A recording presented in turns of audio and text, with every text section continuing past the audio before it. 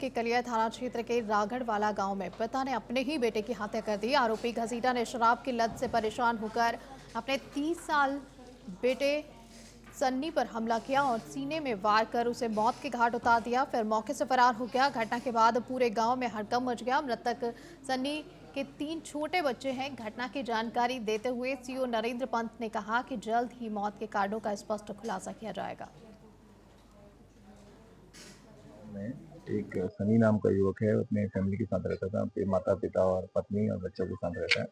तो यहाँ पर सूचना आई थी कि उसके पिता के द्वारा उसकी हत्या कर दी गई है और यहाँ मौके पे देखा गया कि एक सीने पर किसी नुकीली वस्तु से वार किया गया है और मौके पर बॉडी पड़ी हुई है। उसमें एफएसएल टीम को बुला लिया गया है तथा फॉरेंसिक जो हमारे एविडेंसेस है कलेक्ट किया जा रहा है और अभी इसमें उचित वैधानिक कार्रवाई की जाएगी तथा बॉडी को अभी पोस्टमार्टम उत्तराखंड के विकास नगर में डीबीएस ग्लोबल यूनिवर्सिटी में ड्रीम्स 2025 अंतर्राष्ट्रीय कॉन्फ्रेंस की शुरुआत हुई। 2 दिन चलने वाले इस आयोजन में भारत के 25 राज्यों और 6 देशों से 800 से ज्यादा प्रतिभागी शामिल हुए हैं। 350 से ज्यादा शोध पत्र प्रस्तुत किए जा रहे हैं। कॉन्फ्रेंस में डिजिटल ट्रांसफॉर्मेशन, ग्रीन मार्केटिंग और सस्टेनेबल सप्लाई चेन जैसे विषयों पर चर्चा हो रही है। मलेशिया, तुर्की और सिंगापुर के विश्वविद्यालयों ने भी इसमें सहयोग दिया है। मुख्य अतिथि डॉक्टर इंद्रेश कुमार और गोपाल कृष्ण अग्रवाल ने युवाओं को बदलाव का नेतृत्व करने का संदेश दिया है।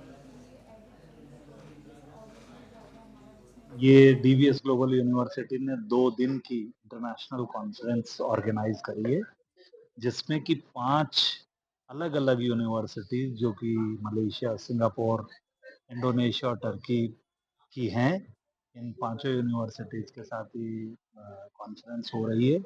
और इस कॉन्फ्रेंस की जो आपने देखा कि टाइटल है, जो हम डिजिटल रेजिलियंस की बात कर रहे हैं और इकोलॉजी की बात कर रहे हैं, उसके मैनेजमेंट और सस्टेनेबिलिटी की जो बात कर रहे हैं, तो यहाँ पर हम सब लोग जानते हैं कि देखिए हम सब लोग इस समय डिजिटल युग में रह रहे हैं और हम लोग आईटी को और डिजिटल को हम ऑलमोस्ट हर जगह ही इस्तेमाल कर रहे हैं। देखिए, ये जो डीबीएस ग्लोबल यूनिवर्सिटी का ये जो 2 दिवसीय कार्यक्रम है, कॉन्फ्रेंस है, ये आने वाले समय के लिए बड़ा महत्वपूर्ण रोड मैप तैयार करने का एक प्लेटफॉर्म बनने का पोटेंशियल है। और जैसा बताया गया है कि यहाँ पे विश्व के कई कंट्रीज से लोगों ने अपने रिसर्च पेपर दिए हैं।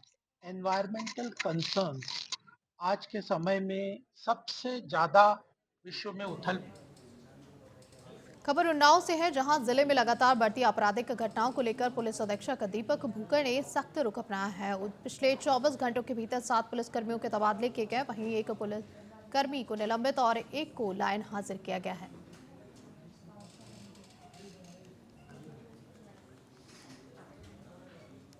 यूपी के झांसी में रानी लक्ष्मीबाई चौराहा पर नगर पालिका की टीम ने अतिक्रमण के खिलाफ बड़ी कार्रवाई की है।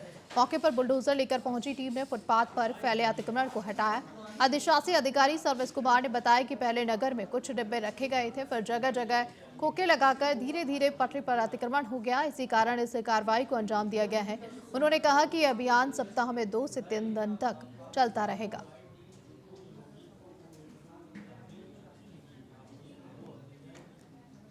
यूपी के झांसी के गांधीनगर और गुराई बाजार की टूटी पुलिया बड़े हादसों को दावत दे रही है। एक पुलिया नरिया वाले मार्ग पर 1 महीने से टूटी पड़ी है। वहीं गुराई मोहल्ले की पुलिया महीनों से जर्जर है। स्कूली बच्चे, बुजुर्ग और राहगीर हर दिन खतरे में हैं। मोहल्ले वासियों ने नगर पालिका से कई बार शिकायत की, लेकिन अब तक कोई सुधार नहीं हुआ है। लोगों का कहना है कि जल्द सुधार नहीं हुआ तो कोई बड़ा हादसा हो सकता है।